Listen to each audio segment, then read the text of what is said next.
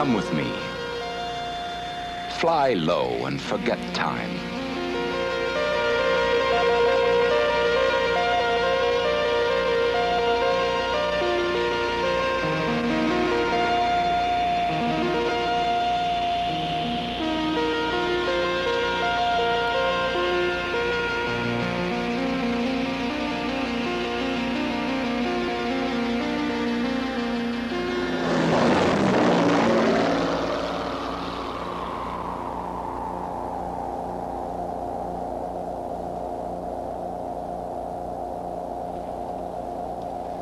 Katmai is not on any road, not even at the end of one.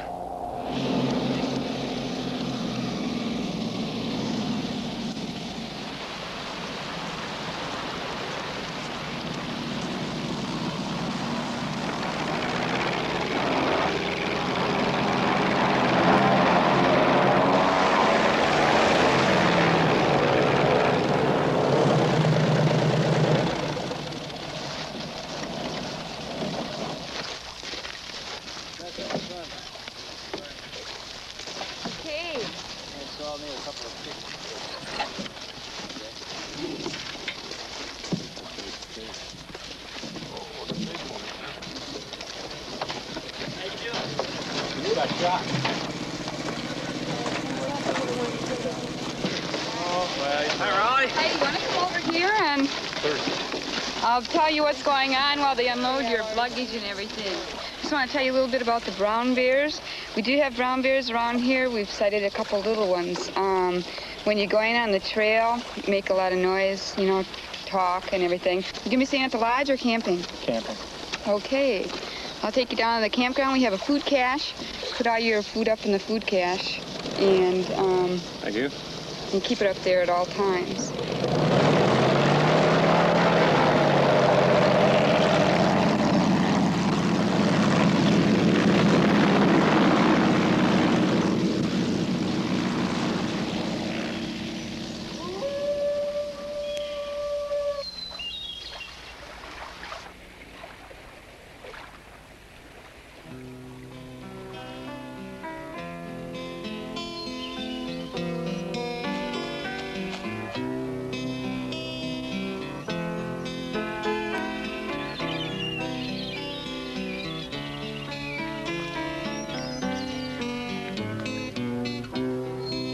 We looked in Katmai through a magic window with time suspended.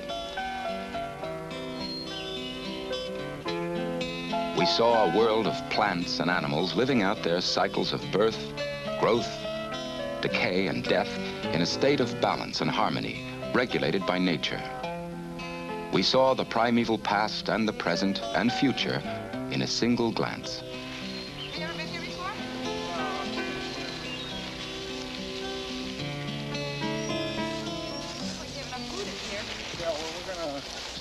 We were not the first in Katmai.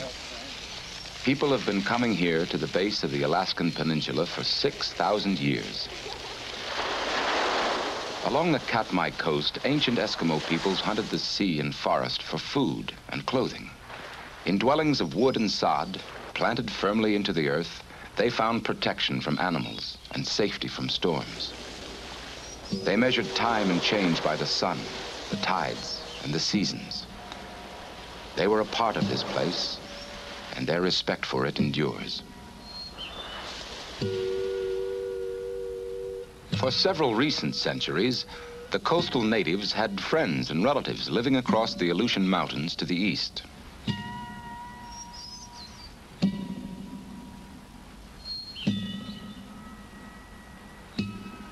The lake and river families of the Katmai inland fed on salmon, hunted moose and caribou, and the great Alaskan brown bear.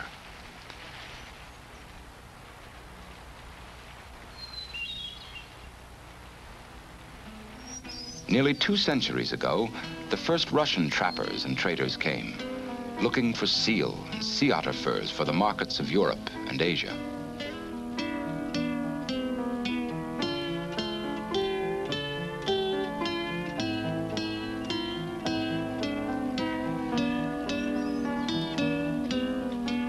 For For nearly 80 years, a village near the mouth of the Katmai River was a trading center of the Russian-American Commercial Company.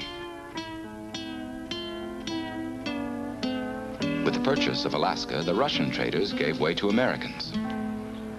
The Americans moved on too when the fur-bearing animals of the Katmai region were finally killed off.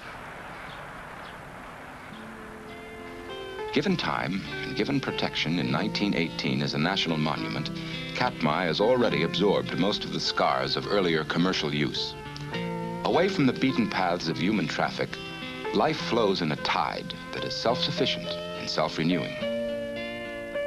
The Alaskan brown bear roams over dozens of square miles of the tender subarctic landscape to feed on his staple diet of grass, berries, roots, and carrion. In turn, the droppings of bears and other animals fertilize new plant growth from season to season.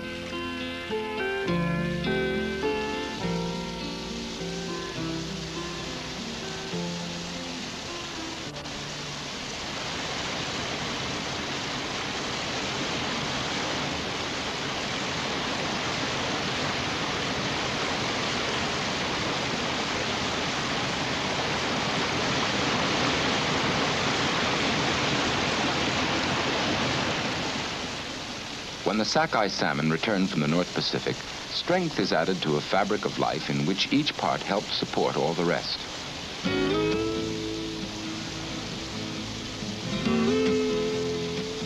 Calling upon reserves of energy stored in body tissue and driven by a fierce instinctive will to propagate the species, the salmon fight toward their rivers and streams of birth.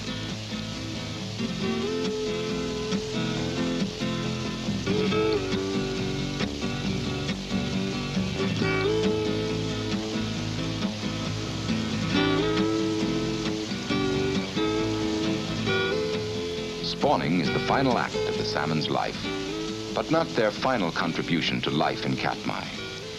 In death, they add organic material to the water that helps sustain the new generation of salmon. Their flesh is also scavenged by many kinds of birds and animals.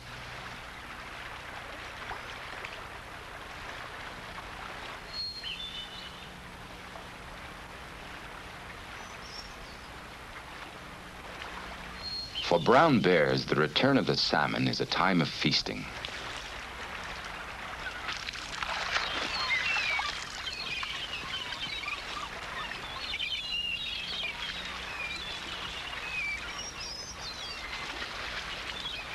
Fat quickly put on by eating fish helps the bears get through the winter more comfortably and surely.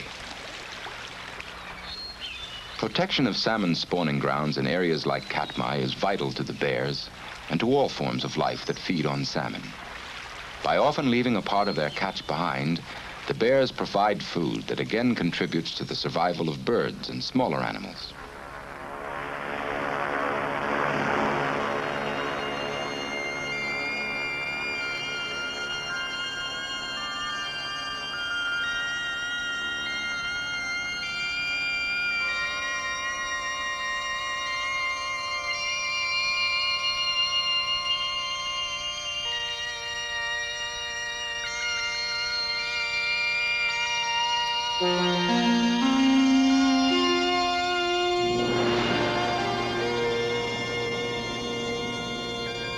The Aleutian Mountains separate the Katmai coastal landform from the inland lakes region. In their own way, the mountains are alive too.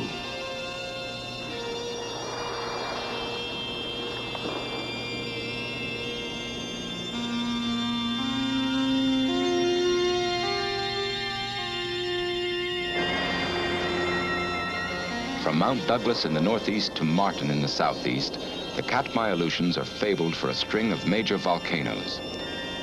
They stand in a column of unpredictable turmoil, part of the backbone of the Alaskan Peninsula, half obscured by clouds and smoke for much of the year.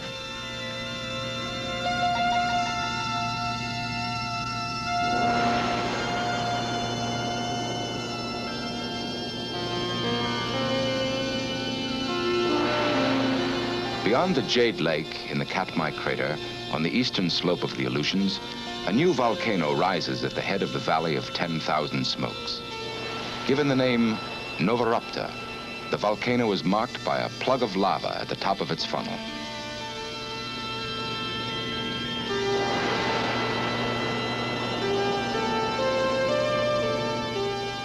The Valley of 10,000 Smokes filled with ash and pumice during an outburst by Nova Rupta in 1912. The soft floor of the valley, now cut deeply by rivers of snow and glacial meltwater, once was pitted with thousands of steaming fumaroles.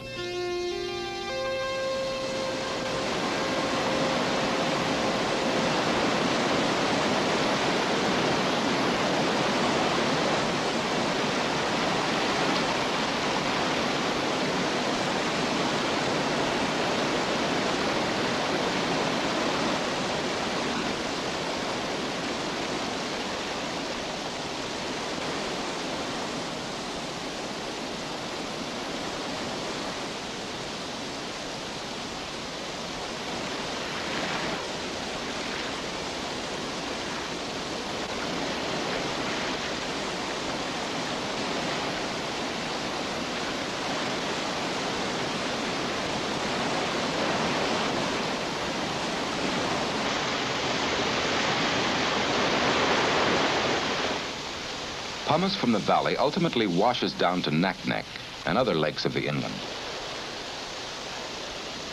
The porous rocks are light enough to float in water.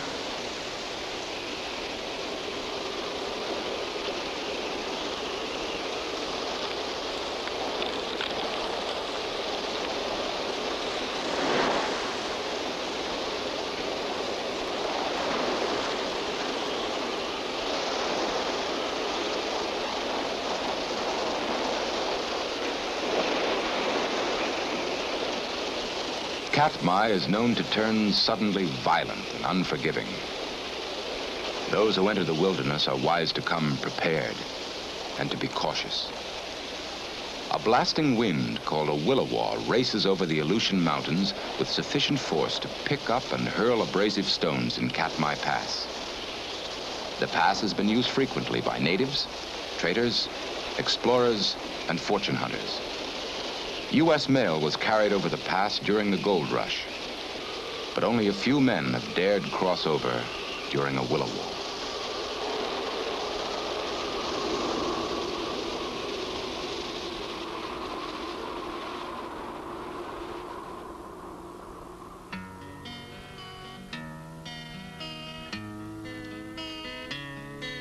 Today, while the blossoms still cling to the vine, I'll taste your strawberries, I'll drink your sweet wine.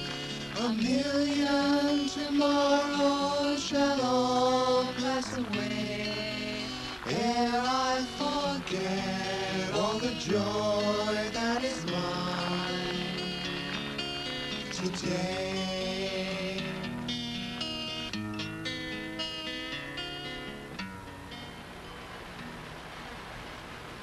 Taken on its own terms, Katmai offers the chance to cut loose from civilization, to rely completely upon one's individual strength and wit, to test oneself in the wild. We found solitude in the vastness of the land. We found rare pleasure in glimpsing a purity of life found only in the heart of a wilderness. Katmai belongs to the bears, the eagles, the salmon, and to all people who value wilderness.